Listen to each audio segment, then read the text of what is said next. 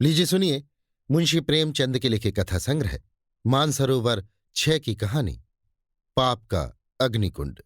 मेरी यानी समीर गोस्वामी की आवाज में। कुंवर पृथ्वी सिंह महाराज यशवंत सिंह के पुत्र थे। रूप गुण और विद्या में प्रसिद्ध थे। ईरान मिस्र श्याम आदि देशों में परिभ्रमण कर चुके थे और कई भाषाओं के पंडित समझे जाते थे। इनकी एक बहन थी जिसका नाम राजनंदिनी था। ये भी जैसी सुरूपवती और सर्वगुण संपन्ना थी, वैसी ही प्रसन्न वदना और मृदुभाषणी भी थी। कड़वी बात कहकर किसी का जी दुखाना उसे पसंद नहीं था। पाप को तो वो अपने पास भी नहीं फटकने देती थी। यहां तक कि कई बार महाराज यशवंत सिंह से भी वाद विवाद कर चुकी थी और जब कभी उन्हें किसी बहाने कोई अनुचित काम करते देखती तो उसे यथाशक्ति रोकने की चेष्टा करती। इसका ब्याह कुंवर धर्म सिंह से हुआ था। ये एक छोटी रियासत का अधिकारी और महाराज यशवंत सिंह की सेना का उच्च पदाधिकारी था। धर्म सिंह बड़ा उदार और कर्मवीर था। इसे होनहार देखकर महाराज ने राजनंदिनी को इसके साथ ब्याह दिया था और दोनों बड़े प्रेम से अपना वैवाहिक जीवन बिताते थे। धर्म सिंह अधिकतर जोधपुर में ही रहता था। पृथ्वी सिंह उसके गाढ़े मित्र थे। इनमें जैसी मित्रता थी वैसी भाइयों में भी नहीं होती।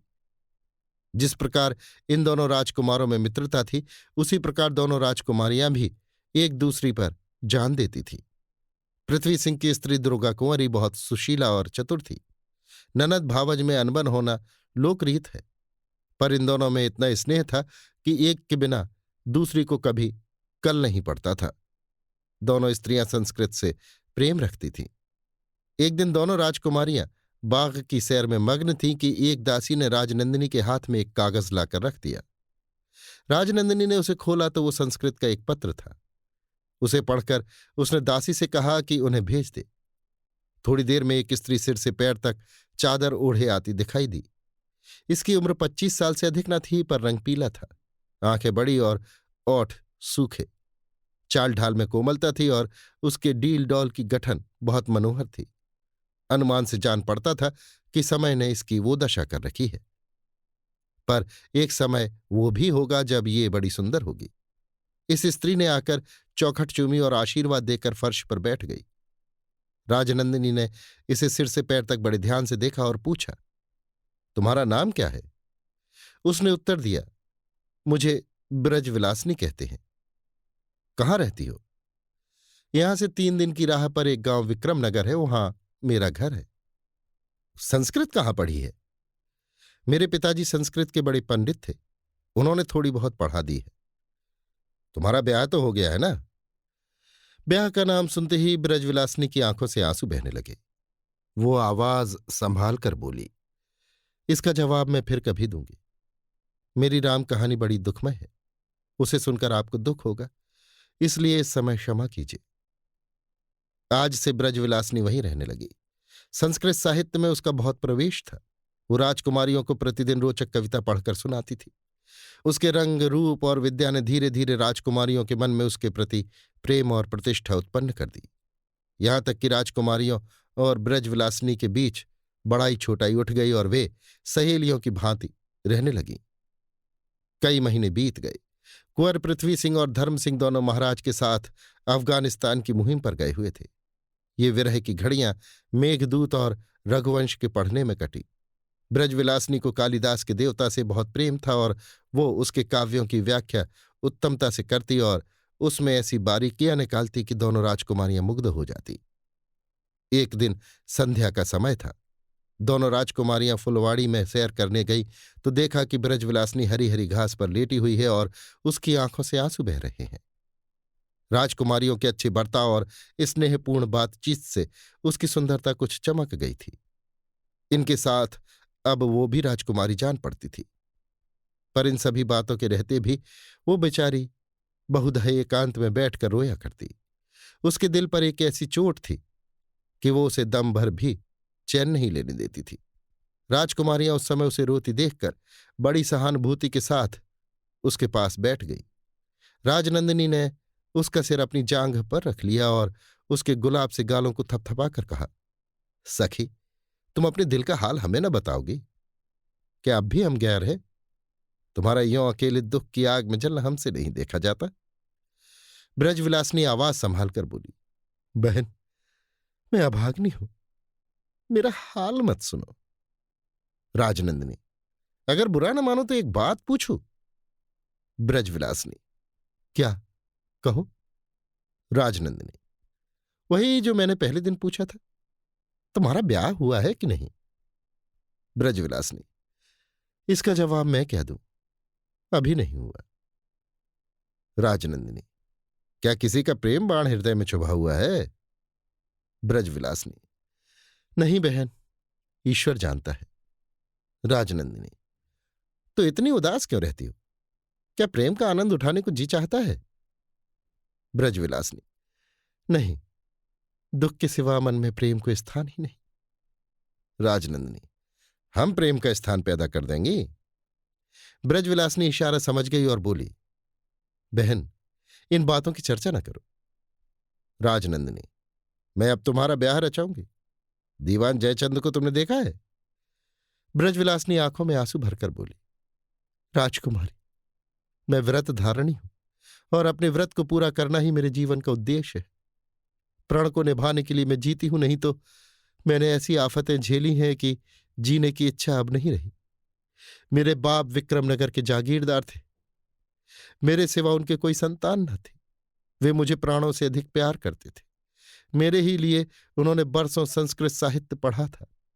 युद्ध विद्या में वे बड़े निपुण थे और कई बार लड़ाइयों पर गए थे। एक दिन गोधूली बेला में जब गायें जंगल से लौट रही थी, मैं अपने द्वार पर खड़ी थी। इतने में एक जवान बांकी पगड़ी बांधे, हथियार सजाए, झूमता आता दिखाई दिया। मेरी प्यारी मोहनी इस समय जंगल से लौटी थी और उसका बच्चा इधर किलोले कर रहा था। संयोगवश बच्चा उस नौजवान से टकरा गया। गाय उस आदमी पर झपटी। राजपूत बड़ा साहसी था। उसने शायद सोचा कि भागता हूं तो कलंक का टीका लगता है। तुरंत तलवार म्यान से खींच ली और वो गाय पर झपटा। गाय झल्लाई हुई तो थी ही, कुछ भी न डरी। मेरी आंखों के सामने उस राजपूत ने उस प्यारी गाय को मार डाला।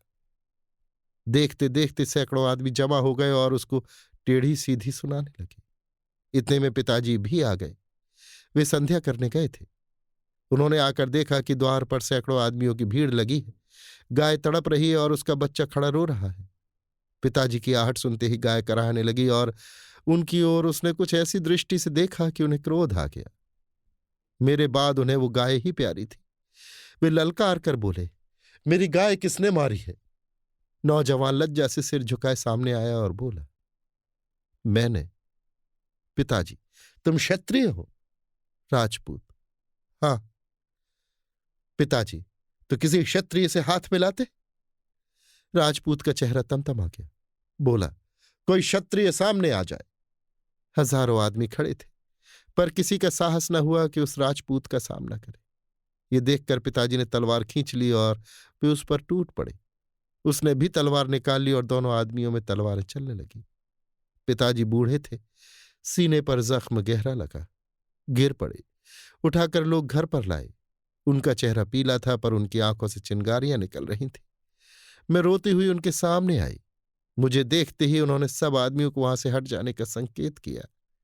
जब मैं और पिताजी अकेले रह गए तो वे बोले, बेटी, तुम राजपूतानी हो? मैं, जी हां। पिताजी, राजपूत बात के धनी होते हैं। मैं, जी हां। पिताजी, इस राजपूत ने मेरी गाय की जान ली है, इसका बदला तुम्हें लेना होगा। मैं, आपकी आज्ञा का पालन करूंगी। पिताजी, अगर मेरा बेटा जीता होता तो मैं ये बोझ तुम्हारी गर्दन पर न रखता। मैं, आपकी जो कुछ आज्ञा होगी मैं सिर आंखों से पूरी करूंगी। पिताजी, तुम प्रतिज्ञा करती हो? मैं, जी हां। पिताजी, इस प्रतिज्ञा को पूरा कर दिखाओगे?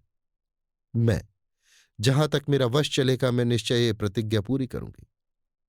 पिताजी, ये मेरी तलवार लो। जब तक तुम ये तलवार उस राजपूत के कलेजे में न भोंक दो, तब तक भोग विलास न करना।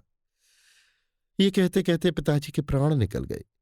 मैं उसी दिन से तलवार को कपड़ों में छिपाए उस नौजवान राजपूत की तलाश में घूमने लगी। वर्षों बीत गए, मैं कभी बस्तियों में जाती, कभी पहाड़ों जंगलों की खाक छानती, पर उस नौजवान का कहीं पता न मिलता। एक दिन मैं बैठी हुई अपने भूटे भाग पर रो रही थी कि वही नौजवान आदमी आता हुआ दिखाई दिया। मुझे देखकर उसने पूछा, तू कौन है? मैंने कहा, मैं दुखिया ब्राह्मणी हूं। आप मुझ पर दया कीजिए और मुझे कुछ खाने को दीजिए। राजपूत ने कहा, अच्छा मेरे साथ आ। मैं उठ खड़ी हुई। वो आदमी बेसुध था। मैंने बिजली की तरह लपक कर कपड़ों में से तलवार निकाली और उसके सीने में भोंक दी। इतने में कई आदमी आते दिखाई पड़े। मैं तलवार छोड़कर भागी। 3 वर्ष तक पहाड़ों और जंगलों में छिपी रही। बार बार जी में आया कि कहीं डूब मरूं, पर जान बड़ी प्यारी होती है। न जाने क्या क्या मुसीबतें और कठिनाइयां भोगनी है, जिनको भोगने को अभी तक जीती हूं। अंत में जब जंगल में रहते रहते जी उकता गया तो जोधपुर चली आई। यह आपकी दयालुता की चर्चा सुनी, आपकी सेवा में आ पहुंची और तब से आपकी कृपा में मैं आराम से जीवन बिता रही हूं। यही मेरी राम कहानी है। राजनंदिनी ने लंबी सांस लेकर कहा, दुनिया में कैसे कैसे लोग भरे हुए हैं। खैर, तुम्हारी तलवार ने उसका काम तो तमाम कर दिया।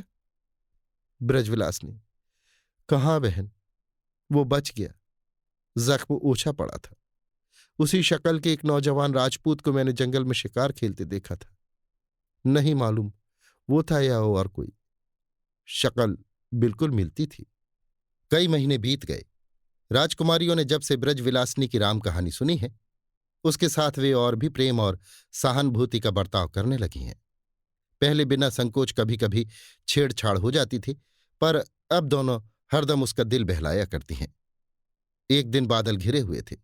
राजनंदिनी ने कहा, आज बिहारी लाल की सतसई सुनने को जी चाहता है। वर्षा ऋतु पर उसमें बहुत अच्छे दोहे हैं।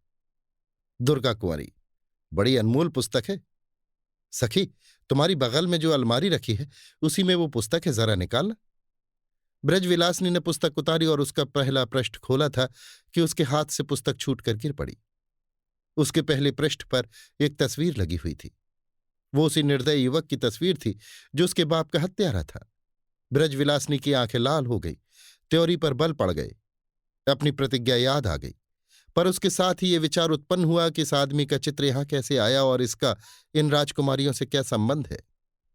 कहीं ऐसा न हो कि मुझे इनका कृतज्ञ होकर अपनी प्रतिज्ञा तोड़नी पड़े। राजनंदिनी ने उसकी सूरत देखकर कहा, सखी क्या बात है, ये क्रोध क्यों? ब्रजविलासिनी ने सावधानी से कहा, कुछ नहीं, न जाने क्यों चक्कर आ गया था। आज से ब्रजविलासिनी के मन में एक और चिंता उत्पन्न हुई। क्या मुझे राजकुमारियों का कृतज्ञ होकर अपना प्रण तोड़ना पड़ेगा? पूरे 16 महीने के बाद अफगानिस्तान से पृथ्वी सिंह और धर्म सिंह लौटे। बादशाह की सेना को बड़ी बड़ी कठिनाइयों का सामना करना पड़ा। बर्फ अधिकता से पड़ने लगी। पहाड़ों के दर बर्फ से ढक गए। आने जाने के रास्ते बंद हो गए।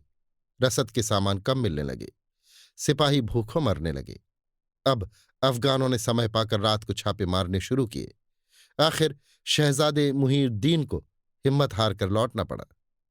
दोनों राजकुमार ज्यों-ज्यों जोधपुर के निकट पहुंचते थे, उत्कंठा से उनके मन उमड़ आते थे।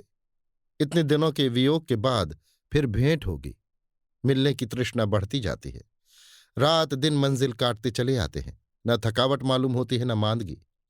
दोनों घायल हो रहे हैं, पर फिर भी मिलने की खुशी में जख्मों की तकलीफ भूले हुए हैं।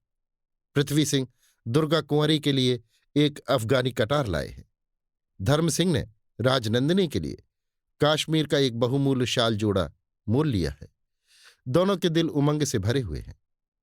राजकुमारियों ने जब सुना कि दोनों वीर वापस आते हैं तो वे फूले अंगों न समाईं। श्रृंगार किया जाने लगा। मांगें मोतियों से भरी जाने लगीं। उनके चेहरे खुशी से दमकने लगे। इतने दिनों के बिछोह के बाद फिर मिलाप होगा। खुशी आंखों से उबली पड़ती है। एक दूसरे को छेड़ती है और खुश होकर गले मिलती हैं। अगहन का महीना था। बरगद की डालियों में मूंगे के दाने लगे हुए थे।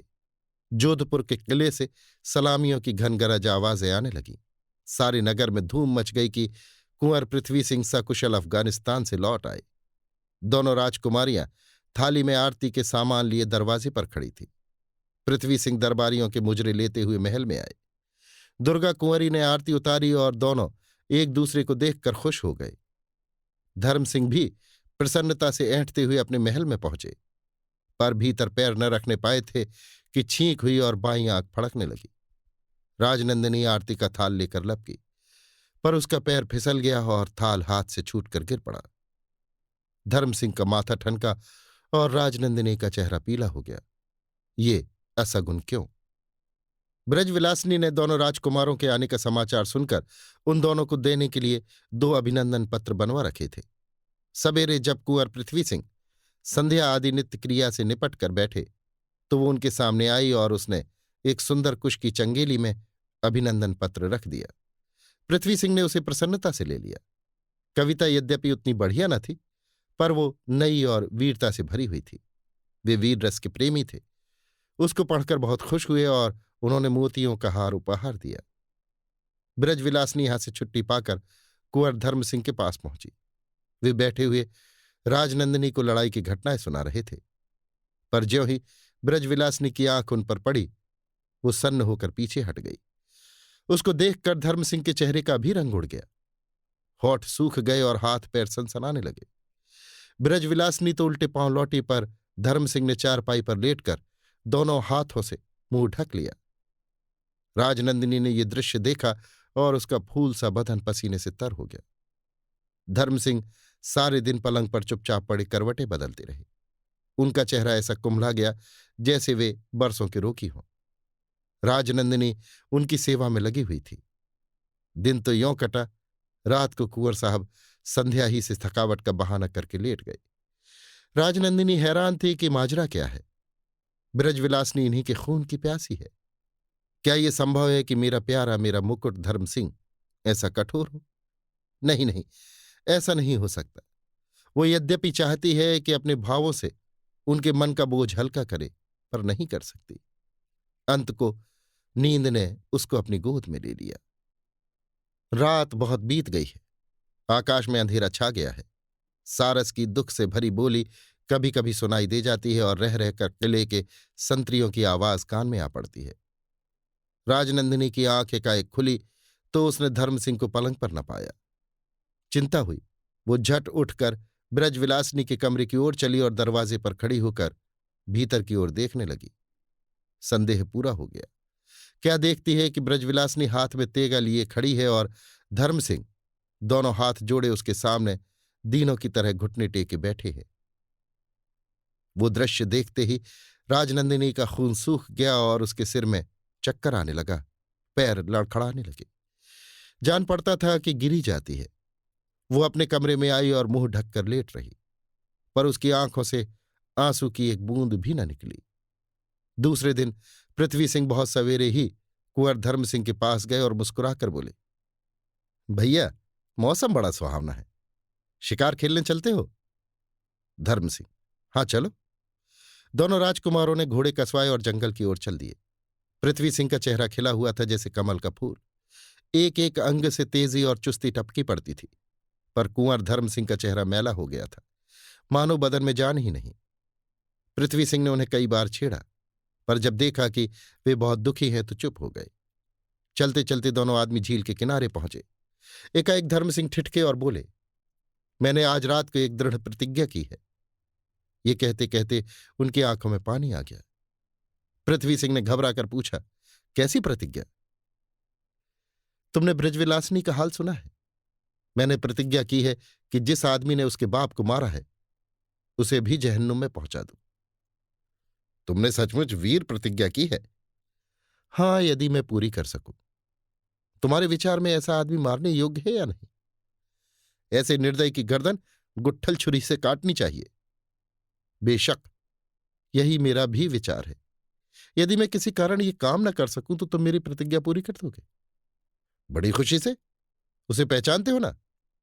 हां, अच्छी तरह। तो अच्छा होगा ये काम मुझको ही करने दो, तुम्हें शायद उस पर दया आ जाए। बहुत अच्छा, पर यह याद रखो कि वो आदमी बड़ा भाग्यशाली है। कई बार मौत के मुंह से बचकर निकला है। क्या आश्चर्य है कि तुमको भी उस पर दया आ जाए। इसलिए तुम प्रतिज्ञा करो कि उसे जरूर जहन्नुम पहुंचाओगे। मैं दुर्गा की शपथ खाकर कहता हूं कि उस आदमी को अवश्य मारूंगा। बस, तो हम दोनों मिलकर कार्य सिद्ध कर लेंगे।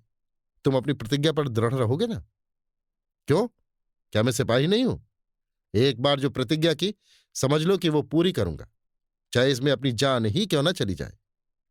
सब अवस्थाओं में? हां, सब अवस्थाओं में। यदि वो तुम्हारा कोई बंधु हो तो? पृथ्वी सिंह ने धर्म सिंह को विचारपूर्वक देखकर कहा। कोई बंधु हो तो? धर्म सिंह, हां, संभव है कि तुम्हारा कोई नातेदार हो। पृथ्वी सिंह जोश में, कोई हो, यदि मेरा भाई भी हो तो भी जीता चुनवा दूं। धर्म सिंह घोड़े से उतर पड़े। उनका चेहरा उतरा हुआ था और ओठ कांप रहे थे। उन्होंने कमर से तेगा खोलकर जमीन पर रख दिया और पृथ्वी सिंह को ललकार कर कहा, पृथ्वी सिंह, तैयार हो जाओ, वो दुष्ट मिल गया। पृथ्वी सिंह ने चौंक कर इधर उधर देखा तो धर्म सिंह के सिवाय और कोई दिखाई न दिया। धर्म सिंह, तेगा खींचो। पृथ्वी सिंह, मैंने उसे नहीं देखा। धर्म सिंह, वो तुम्हारे सामने खड़ा है, वो दुष्ट कुकर्मी धर्म सिंह ही है। पृथ्वी सिंह घबराकर, हैं तुम? मैं? धर्म सिंह, राजपूत, अपनी प्रतिज्ञा पूरी करो। इतना कहते ही पृथ्वी सिंह ने बिजली की तरह अपने कमर से तेगा खींच लिया और धर्म सिंह के सीने में चुभा दिया। मूठ तक तेगा चुभ गया, खून का फव्वारा बह निकला। धर्म सिंह जमीन पर गिरकर धीरे से बोले, पृथ्वी सिंह, मैं तुम्हारा बहुत कृतज्ञ हूं। तुम सच्चे वीर हो। तुमने पुरुष का कर्तव्य पुरुष की भांति पालन किया।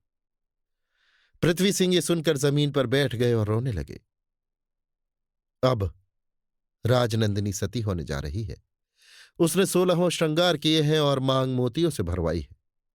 कलाई में सुहाग का कंगन है, पैरों में महावर लगाई है और लाल चुनरी ओढ़ी है। उसके अंग अंग से सुगंधी उड़ रही है, क्योंकि आज वो सती होने जाती है। राजनंदिनी का चेहरा सूर्य की भांति प्रकाशमान है। उसकी ओर देखने से आंखों में चकाचौंध लग जाती है। प्रेम मद से उसका रोआ रोआ मस्त हो गया है।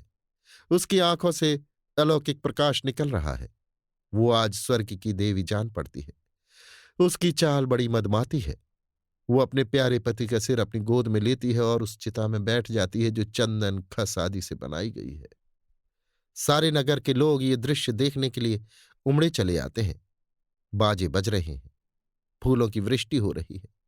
सती चिता पर बैठ चुकी थी कि इतने में कुंवर पृथ्वी सिंह आए और हाथ जोड़कर बोले, महारानी, मेरा अपराध क्षमा करो। सती ने उत्तर दिया, क्षमा नहीं हो सकता। तुमने एक नौजवान राजपूत की जान ली है, तुम भी जवानी में मारे जाओगे। सती के वचन कभी झूठे हुए हैं। एकाएक चिता में आग लग गई। जय जयकार के शब्द गूंजने लगे। सती का मुख आग में यों दमकता था जैसे सवेरे की ललाई में सूर्य चमकता है। थोड़ी देर में वहां राख के ढेर के सिवा और कुछ न रहा। इस सती के मन में कैसा सत था। परसों जब उसने ब्रजविलासिनी को झिझक कर धर्म सिंह के सामने जाते देखा था, उसी समय से उसके दिल में संदेह हो गया था। पर जब रात को उसने देखा कि मेरा पति इसी स्त्री के सामने दुखिया की तरह बैठा हुआ है, तब वो संदेह निश्चय की सीमा तक पहुंच गया और यही निश्चय अपने साथ सत लेता आया था। सवेरे जब धर्म सिंह उठे तब राजनंदिनी ने कहा था कि मैं ब्रजविलासिनी के शत्रु का सिर चाहती हूं, तुम्हें लाना होगा। और ऐसा ही हुआ। अपने सती होने के सब कारण राजनंदिनी ने जानबूझकर पैदा किए थे, क्योंकि उसके मन में सत था। पाप की आग कैसे तेज होती है, एक पाप ने कितनी जाने ली। राजवंश के 2 राजकुमार और 2 कुमारियां देखते देखते इस अग्निकुंड में स्वाहा हो गई। सती का वचन सच हुआ। 7 ही सप्ताह के भीतर पृथ्वी सिंह दिल्ली में कत्ल किए गए और दुर्गा कुमारी सती हो गई। अभी आप सुन रहे थे मुंशी प्रेमचंद के लिखे कथा संग्रह मानसरोवर 6 की कहानी पाप का अग्निकुंड, मेरी यानी समीर गोस्वामी की आवाज में।